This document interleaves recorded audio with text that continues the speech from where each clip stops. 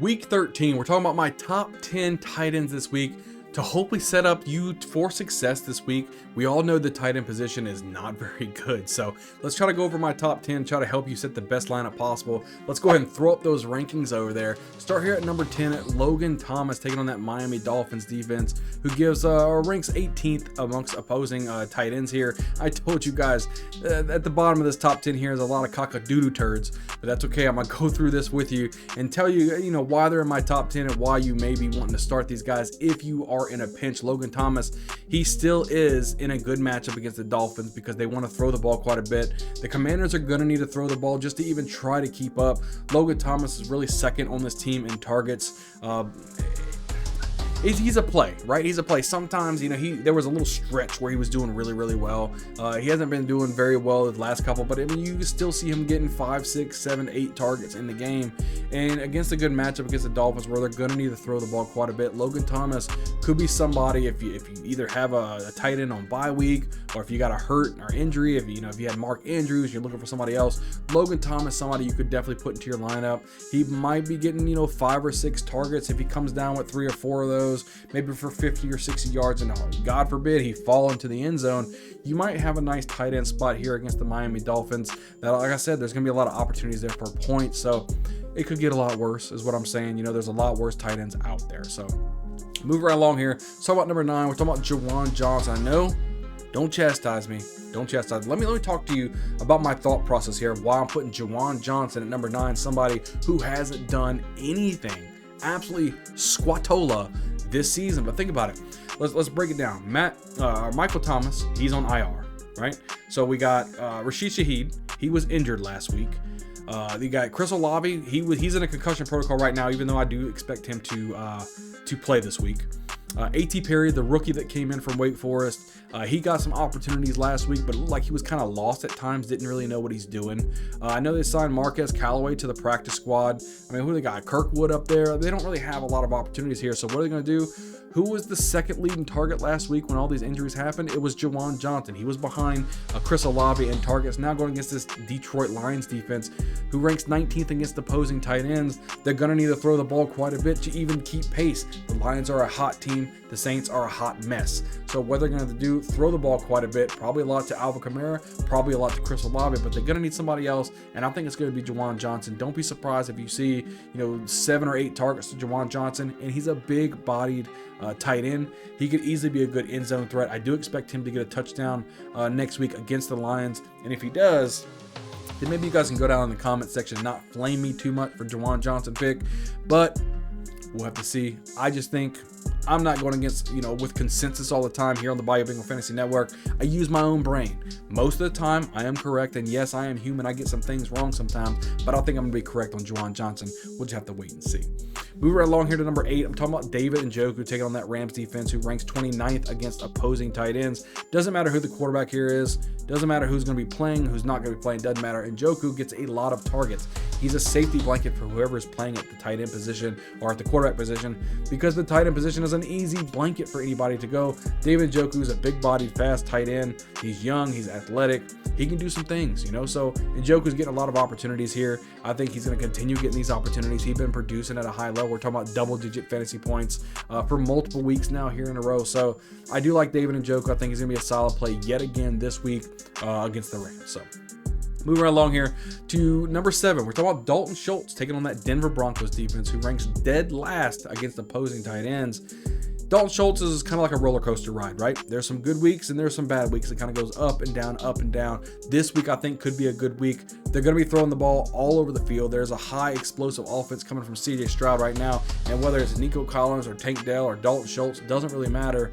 They're throwing the ball all over the field. Dalton Schultz could end up in the end zone easily against this Denver Broncos defense, who doesn't even know how to guard the tight end spot. So Dalton Schultz in a very good opportunity. I had to put him at number 7 in my list for week 13. Let's move right along here to number 6. Talking about Evan Ingram going against that Cincinnati Bengals defense, who ranks 31st against opposing tight ends. Again, not dead last, but second to dead last. Evan Ingram, phenomenal play here. The quarterback likes to look at Evan Ingram quite a bit. He's a really good, nice, talented tight end.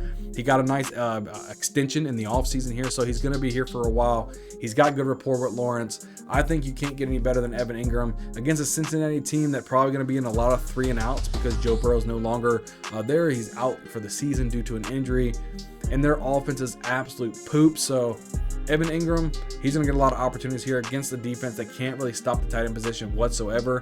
I think he's a phenomenal play here in week 13.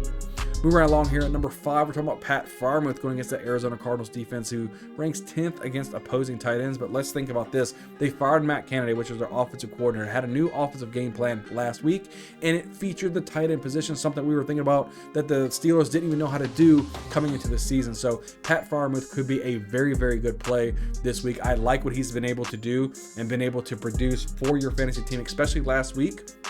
You never know if he's going to continue to do that. And against the Cardinals defense, the Cardinals and the Steelers, kind of the same team in my opinion, even though the Steelers may be higher in the rankings in the AFC, but they're still not very good teams. It could be a shootout back and forth, which puts Pat Freiermuth on even more of a spotlight.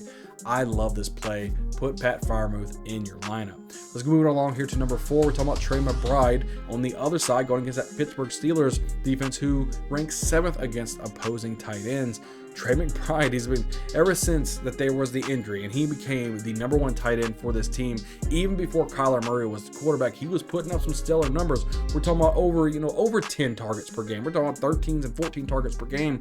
Now, even when Kyler Murray comes in, now he has a more competent quarterback and he's still getting a high level of targets. I absolutely love Trey McBride. I think McBride is going to be a top 5 tight end for years to come. He's young, he's athletic, he's got great hands. I think he's a great play. Easily number 4 for me this week. Move right along. Number 3, we're talking about George Kittle up there. George Kittle, we got to remember, don't look at the stats. Don't worry about last week. Look at all the weeks before that when he's scoring multiple points. George Kittle's going to be in a game this week against the Philadelphia Eagles where there's not going to be a lot of running, in my opinion. I think that the Eagles having the best run defense is going to slow down Christian McCaffrey, and it's going to be on Brock Purdy to really have his arm and throwing the ball over the field for them to have a chance against this Eagles defense. Now, the Eagles, they have the record the way they do because for a reason, right? They're a good football team. The 49ers isn't going to come in here and just run over these guys. So they're going to need to be, meticulous in the way they move the ball up and down the field. And I think George Kittle is one of Brock Purdy's favorite targets. And I think he's going to have a phenomenal game this week in a much-needed game to kind of prove that they belong in the NFC against the Philadelphia Eagles. Put George Kittle in your lineup. You'll be happy that you did. No one's sitting this guy anyway. He's phenomenal talent, boomer bust type of tight end. I think he's going to give you a boom game this week. Coming at number 2, let's talk about Sam Laporta going against that New Orleans Saints defense, who ranks 23rd against opposing tight ends. I like Sam Laporta. There are some games that he kind of goes, hey, where is he at?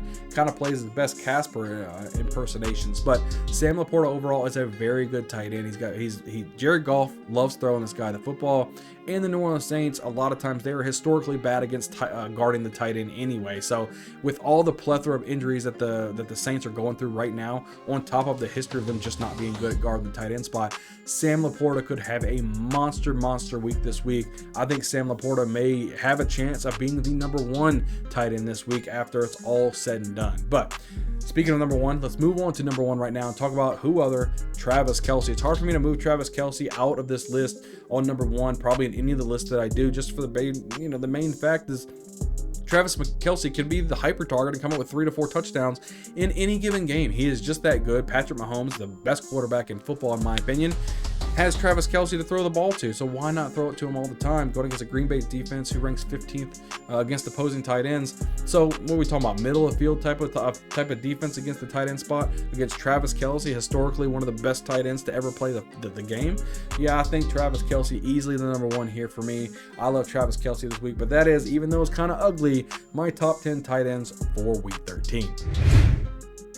As always, thank you for watching the video, guys. Hit the subscribe button if you aren't subscribed already. We're almost to 700 subscribers. We're building up this channel. Can't wait to help you guys build the ultimate lineup for you guys so we can ultimately all hoist the trophy up together and win some championships on this channel. Guys, hit the like button. It really helps out the channel. Leave a comment down below. Tell me what you think. Tell me if there's somebody in the top 10 that I left out that you think should be in there. Let's have a conversation, go back and forth. Can't wait to see you guys on the next video. We'll see you guys next time.